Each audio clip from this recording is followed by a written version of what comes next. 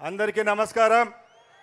ఈరోజు వెంకటేశ్వర స్వామి తొలి గడప కడపలో జరుగుతున్న ఈ బ్రహ్మాండమైన మహానాడు కార్యక్రమానికి విచ్చేసిన యావత్ ఆంధ్ర రాష్ట్ర తెలుగుదేశం పార్టీ కార్యకర్తలకు, ఈ కార్యక్రమానికి విచ్చేసిన మన అధినాయకులు, పెద్దలు, పూజ్యులు, ముఖ్యమంత్రి వర్యులు నారా చంద్రబాబు నాయుడు గారికి, అలాగే మన యువగలం యువ కిషోరం లోకేష్ బాబు గారికి, మన రాష్ట్ర అధ్యక్షులు పల్లా శ్రీనివాసరావు గారికి, వేదిక పైన అతిరథ మహారథులకు, పాత్రికేయ మిత్రులకు, ప్రతి ఒక్కరికి కడప జిల్లా తెలుగుదేశం పార్టీ తరపున అలాగే ప్రజల తరపున నమస్సుమాంజనులు।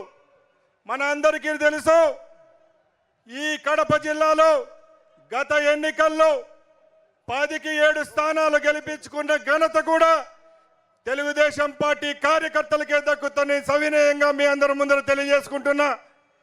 ఒకటే గమనించాలి, గతంలో జరిగిన పరిపాలనకు ఇప్పుడు జరుగుతున్న పరిపాలనకు చాలా వ్యత్యాసం ఉంది। గత సంవత్సరం నుంచి కడప జిల్లా ప్రజలే కాకుండా రాష్ట్రంలో ఉన్న ప్రజలంతా సంతోషంగా సుభిక్షంగా ఉన్నారంటే అది కేవలం మన ముఖ్యమంత్రి చంద్రబాబు నాయుడు గారి వల్ల అని మీ అందరికీ తెలుసు।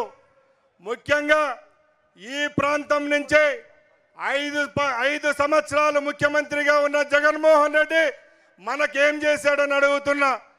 చాలా మంది తెలుగుదేశం కార్యకర్తలను హింసించడం, ఈ జిల్లాలో ఉన్న ప్రజలమైన కేసులు పెట్టడం, భూములు లాక్కోవడం, హత్యా రాజకీయాలు చేసిన ఘనత కేవలం వైసీపీ పార్టీకే దక్కుతుందని తెలియజేసుకుంటున్నా। ఇంకొకటి చెప్తున్నాం, ఈరోజు నమ్మకానికి విశ్వాసానికి ఎవరంటే కేవలం చంద్రబాబు నాయుడు గారు అలాగే లోకేష్ బాబు గారు అని సభాముఖంగా తెలియజేసుకుంటున్నా। ఎందుకంటే గతంలో వైసీపీ వైఎస్ఆర్సీపీ పార్టీలు లేని ముందు కూడా వాళ్ళ తండ్రి గారి దగ్గర వారి దగ్గర మేము పనిచేశాం। ఇదే వేదిక పైన ఉన్న వరదరాజు రెడ్డి గారు అయితేనేం, అలాగే దేవిగూడి నారాయణ రెడ్డి కుటుంబం అయితేనేం, మేమైతేనేం వాళ్ళ దగ్గర ఉంటే మాకు చివరికి దక్కింది హింసే తప్పక ఏ రోజు ఎవరిని ప్రోత్సహించిన పాప నా కుటుంబం పోలేదు। ఈరోజు వాళ్ళను వ్యతిరేకించి తెలుగుదేశం పార్టీలోకి వచ్చి 3 ఎమ్మెల్యేలు అయ్యామంటే ఈ 10లో ఒకసారి మీరంతా గమనించాలా। సోదరమణులారా, రాయలసీమకు మన కడప జిల్లాకు మంచి జరగాలంటే తప్పకుండా ఇంకా 20 సంవత్సరాలు ముఖ్యమంత్రిగా చంద్రబాబు నాయుడు గారు అలాగే లోకేష్ బాబు గారు ఉంటేనే న్యాయం జరుగుతుందని సభాముఖంగా తెలియజేసుకుంటున్నా। అలాగే మన ప్రాంతంలో ఉన్న పెండింగ్ ప్రాజెక్టులు ఏవైతే ఉన్నాయో హంద్రీనివా, గాలేరు నగరి, ఆ రోజు అన్న ఎన్టీఆర్ గారు శంకుస్థాపన చేస్తే దాన్ని ఒక రూపానికి తెచ్చిన ఘనత చంద్రబాబు నాయుడు గారికి దక్కింది।